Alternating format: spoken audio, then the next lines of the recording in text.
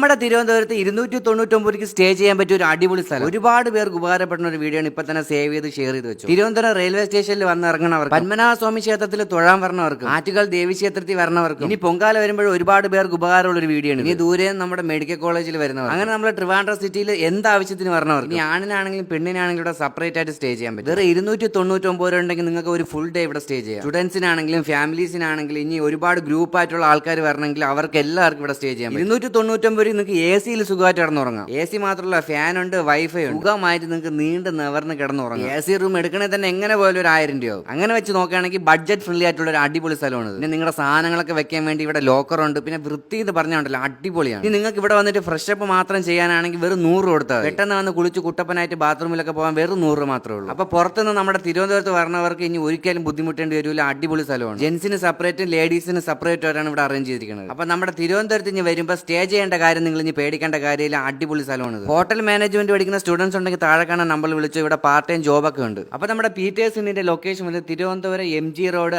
ആയുർവേദ കോളേജിന്റെ നേരെ ഓപ്പോസിറ്റ് ആയിട്ടാണ്. HDFC ബാങ്കിന്റെ നേരെ മേളിലായിട്ടാണ് പീറ്റേഴ്സിന്റെ എന്ന് പറഞ്ഞ ഒരു ഡോർമിറ്ററി ഉള്ളത്.